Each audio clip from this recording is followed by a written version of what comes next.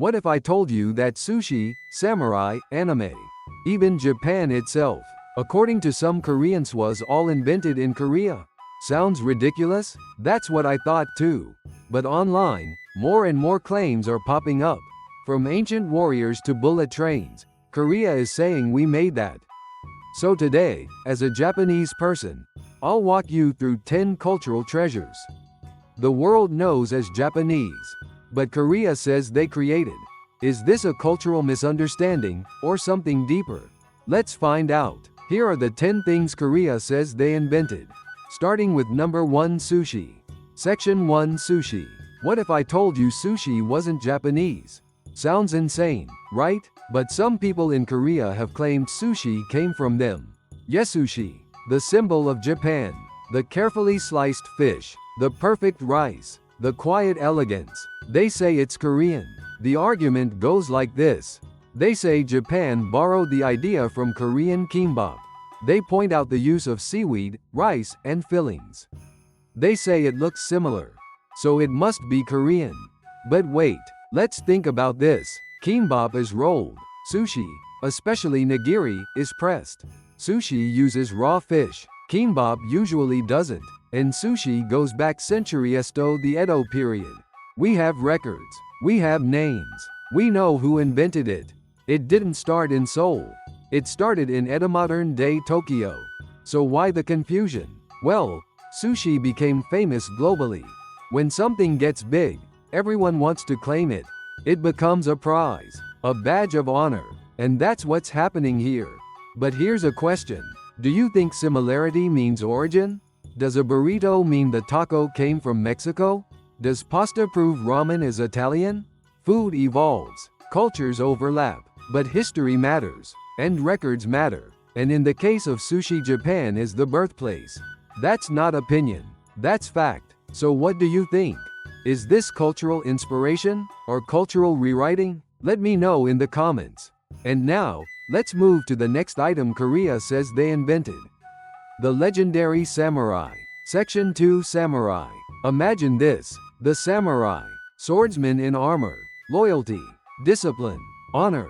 For centuries, they defined Japanese culture. And now, some say they were actually Korean. Yes, really. According to a few claims online, Japan's samurai originated from ancient Korean warriors. They say Goguryeo fighters wore armor. They had swords. They had ranks. So, clearly samurai came from Korea? But let's break that down. Many ancient cultures had warriors. The Greeks had hoplites. China had generals. But no one says Greek warriors created Japanese samurai. Why? Because it's not about having swords. It's about what the samurai stood for. Samurai were more than soldiers. They followed Bushido way of the warrior. A strict moral code, loyalty to the death, training in poetry, calligraphy, and tea ceremony. This wasn't just war. It was culture. It was philosophy. It was identity. And most importantly, there's a timeline. The samurai rose to power in Japan during the Heian and Kamakura periods. That's the 10th to 13th centuries. And we have detailed Japanese records. Names, clans, battles, everything is documented. Korea had warriors too, sure. But the idea that the samurai were copied from them? That's a big stretch. That's like saying knights in Europe copied Mongol horsemen. Just because they both rode horses. So here's a thought. Maybe it's not about who had swords. Maybe it's about who built a philosophy around them. And in that case, Japan stands alone. Because samurai were not just fighters. They were the soul of a nation. Up next, another claim. Some say ninja were Korean spies. Let's take a closer look. Section 3, ninja. Ninja? Korean? Really? You might laugh, but yes, some people claim that ninja were actually Korean spies. According to the theory, Korea had stealth agents long ago. So naturally, Japan must have copied the idea. It's a fun story, but let's ask what actually defines a ninja. Black clothes? Throwing stars? Stealth? That's Hollywood. Real ninja were something else. Ninja came from places like Iga and Koga in Japan. They weren't just fighters, they were information masters. Infiltration, disguise, sabotage. They gathered intel, passed secret messages, and survived where others couldn't. They trained in nature. They studied medicine, poisons, even meteorology. They were not samurai. They didn't fight head-on. They survived by not being seen. There's no record of ninja existing in Korea. No clans, no manuals, no techniques passed down. Just modern claims trying to rewrite a fantasy into history. Now let's be honest, every country has had spies. China had them. Persia had them. Rome too. But ninja are not just spies. They're a Japanese symbol of survival and cunning. If you say, Korea had spies, so they invented ninja, then by that logic, everyone invented everything. It becomes meaningless. So why do these claims appear? Because ninja are cool, mysterious, marketable. Everyone wants a piece of them. But the truth? The ninja were born in Japan. They hid in the shadows, but their legacy is clear. And no, not everything in black comes from Korea. Coming up next, another blade-related claim. Yes, katana. Section 4 Katana. The katana. Sharp, elegant, curved like flowing water. It's more than a weapon. It's a piece of art. It's one of Japan's most iconic symbols. And yet, here we go again. Some online sources in Korea claim the katana? That came from Korean swords. They argue that ancient Korean blades had curves too. So Japan must have copied them. But curves don't make culture. The katana is not just a sword. It's a tradition, a technique, a philosophy. Japanese swordsmiths devoted their lives to forging blades, folded thousands of times, tested for balance, beauty, and strength. Every blade carried the soul of its maker. It wasn't just made, it was born. The katana's curve isn't for looks. It's for speed. It's for draw cutting. It's for precision in battle. And it wasn't just about fighting. Samurai treated their katana like a spirit. They named it, honored it. It was part of their identity. Where's the Korean equivalent? Do we see the same spiritual reverence? The same forging legacy? The same manuals? The answer is no. Ancient Korea had swords, yes. So did everyone: China, India, Europe. But no one else made the katana. Only Japan did. So why the claims? Because the katana is globally respected. It's feared, admired, collected. And that attention brings envy. But respect isn't something you can copy. It's something you earn through centuries of craft, care, and cultural pride. The katana is Japanese, in form, in spirit, in every detail. That's not nationalism. That's reality. Next up, something you've definitely seen. Anime. Section 5 Anime. Who created anime? Ask anyone, and the answer is almost always the same: Japan. From Astro Boy to Demon Slayer, anime is Japan's soft power, its cultural fingerprint. But here it comes again. Some Korean sources say, Korea helped animate Japanese shows, so anime is ours too. Interesting logic. Yes, Korean animators have played a role, no doubt. Many Japanese studios outsource in between work to Korea. That's true. But here's what matters: the heart of anime. The ideas, the stories, the characters, the visual direction, the timing, the soul. Those come from Japan. Korea may have helped paint the frame, but Japan wrote the script. It's like saying, if I stapled the final pages of Harry Potter, I must have helped write the book. No, you didn't. Anime comes from a unique mindset. A blend of Shinto aesthetics, post-war trauma, and modern isolation. Themes like silence, stillness, internal struggle. Those aren't accidental. They're cultural. And anime is not just animation. It's an art form, a language, a mirror of Japan's society, dreams, and fears. Korean animation exists and it's good. But it's not anime. It's something else. Just like French animation is not anime. Respect the differences. You can be involved in something, but that doesn't mean you created it. Anime was born in Japan, raised in Japan, and shaped by Japan. And that won't change just because someone else colored it in. Next, we shift from ink and color to fabric and form. Let's talk about the elegant beauty of the kimono. Section 6 Kimono. Can a piece of clothing cause a cultural argument? Yes, if it's the kimono. Elegant, timeless, wrapped in history. The kimono is more than fashion. It's identity. And now, some Koreans claim that the kimono came from Korea. They say, our hanbok came first. They show ancient paintings, robes, loose sleeves. And they ask, don't they look similar? Well, kind of. But here's the thing. Similar doesn't mean same. And it definitely doesn't mean original. The kimono has evolved over 1,000 years. From high-end court robes to Edo merchant wear. Layered, seasonal, symbolic. There are strict rules show to wear it, how to fold it, what color to choose. It's an art form, a language of fabric. The hanbok, it's beautiful too, but it's different. Round collar, short jacket, bright color flow, loose and airy, while the kimono is structured and formal. So here's the question. If two cultures wear robes, does that mean one copied the other? Or is it possible that humans, across Asia, just liked robes? We don't say China invented jeans just because they had pants first. We don't say Italy invented chopsticks because they used forks. The kimono is Japanese. Its patterns reflect nature. Its folds reflect order. Its quietness reflects spirit. And it is still worn today with pride. Is there a cultural overlap? Maybe. But an overlap is not ownership. You can admire the hanbok. You can love the kimono. You just can't rewrite the roots. Next up, we step into the world of form, focus, and discipline. Let's talk about judo. Section 7 Judo. Judo. A martial art, a discipline, a philosophy, created by one man Jigoro Kano in 1882. And yet, some people still ask, did Japan really invent it? Korea has taekwondo. And that's great. But sometimes, comparisons become competition. And competition becomes rewriting. Some claim judo was inspired by Korean martial arts. They say Japan copied Sirium or Usul.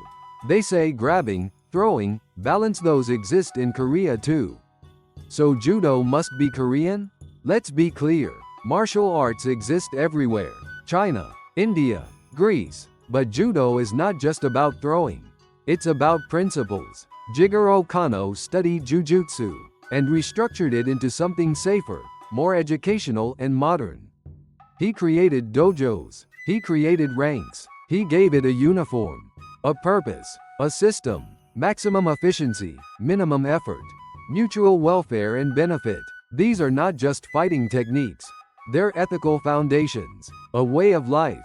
Where are those principles in Korean systems? Where is the philosophy? Where is the global impact? Judo is now an Olympic sport, practiced in over 200 countries. Taekwondo is impressive too, but different. Kicks, speed, style. Why not celebrate both without trying to merge them? Because in trying to take ownership of judo, you don't uplift Korea, you erase Japan. And that's not pride. That's plagiarism. Judo's roots are documented. Its founder is known. Its influence is global, but its soul is Japanese. So next time someone says, we invented that too, ask them, did you or did you just watch? And now, let's step away from the battlefield. Let's look at something cute. Yes, kawaii culture. Section 8 Kawaii culture. Kawaii. It's a Japanese word, but you'll hear it everywhere. From Paris runways to TikTok trends. It means cute, but also more than cute. It's a feeling, a style, a way of being. But now, even kawaii is being questioned. Some Korean influencers claim, actually, Korea started the cute culture. Look at K-pop. Look at our fashion. They say Japan copied Korea's soft aesthetics. That's interesting because history says the opposite. Japan's kawaii boom began in the 1970s. Girls writing in round, bubble letters. Hello Kitty. Sanrio. A rebellion against formality. A culture of softness, innocence, and vulnerability. Kawaii was never just about pink skirts. It was about gentleness in a tough world. A small voice saying, I want to be kind. Korean culture has its own pretty trends, sure. But cute and pretty aren't the same. K-pop Igo is playful. Kawaii is often quiet, subtle, deeply emotional. Also, Kawaii isn't just fashion. It's architecture, stationery, bento lunches, even warning signs in Japan smile at you. So where's the real question? Is it who started it first? Or who built a society around it? Japan didn't just use kawaii, transformed it into a philosophy, into an economy, into an identity. If you say Korea invented cute, then you've missed the point of kawaii. Kawaii says, you don't have to shout to be strong. You don't have to fight to be seen. It's soft, but powerful. And in that quiet power, kawaii is unmistakably Japanese. Coming next, let's slow down, take a deep breath, and explore a quieter side of beauty. Yes, we're talking about bonsai. Section 9: Bonsai. Tiny trees, shaped with care. Not just plants but philosophy. That's bonsai, the art of capturing nature in miniature. And yes, now even bonsai is under origin attack. Some say, Korea had potted trees too. They show old paintings, simple trays with plants. So the claim begins bonsai came from Korea. But let's be real, a tree in a pot isn't bonsai. Just like drawing a face doesn't make it the Mona Lisa. Bonsai is not gardening. It's sculpting with life. It's shaping a tree over decades, guiding its growth, teaching it humility, reflecting the seasons, respecting imperfection. It's Japanese to the core. The philosophy behind bonsai is deeply Zen. Wabi-sabi, transience, stillness. It's not about showing off, it's about slowing down. It's about silence, care, and patience. Korea had plant art, yes. But did it evolve into a cultural identity? Was it refined into spiritual expression? Were schools and styles developed over centuries? Were trees passed down like heirlooms? In Japan, they were. Bonsai is generational. Some trees are over 400 years old, cared for like family, respected like elders. So again, are we just talking about potted plants? Or are we talking about a way of life? Bonsai is not a thing. It's a mindset. A quiet one. A powerful one. It's Japanese, not because it's loud, but because it's humble. So when someone says, we had that too, you can smile and say, yes, but did you understand it? And now, from the smallest trees to the fastest trains, let's talk about Japan's ultimate innovation, the Shinkansen. Section 10: Shinkansen. Speed, silence, precision. The Shinkansen isn't just a train. It's a message. Japan moves fast, but never rushes. Since 1964, the bullet train has become a symbol of Japanese innovation. Punctual to the second, smooth like silk, safe, clean, reliable. It's not just transportation, it's trust on rails. So naturally Korea said they did it too. Some claims go the KTX is better. We made high-speed trains first. Or Japan copied our railway technology. Really? Let's look at the facts. The Shinkansen was the world's first high-speed rail system. It started before Korea had modern tracks. Japan designed it, built it, and perfected it. Korea's KTX? It began 40 years later using French technology. And that's okay. Every country builds on others. But rewriting history? Not okay. Japan's bullet train is a national habit. People line up without pushing. The train arrives exactly when expected. There's no shouting, no chaos. Just flow. It's a train, yes. But it's also a reflection of Japan's values: precision, politeness, planning. That's not something you can import. That's something you have to grow. So when someone says, high-speed rail, we did that too. Smile, nod, and ask them, was it built like this? Does it run like this? Does it feel like this? The Shinkansen is more than speed.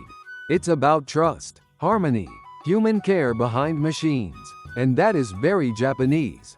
So now you've seen 10 things some say came from Korea, but clearly belong to Japan. From sushi to samurai, anime to engineering. Japan didn't shout, it just kept building. And the world noticed. To our Korean friends watching, thank you for your passion for history. We hope someday, your pride will be strong enough to stand on your own stories, instead of trying to borrow ours. This is just one example of Japan's unique way of thinking. Do people in your country do the same, or is it completely different? Drop your thoughts below, I read every comment. And if you like this, subscribe for a new video every day. See you tomorrow at the same time.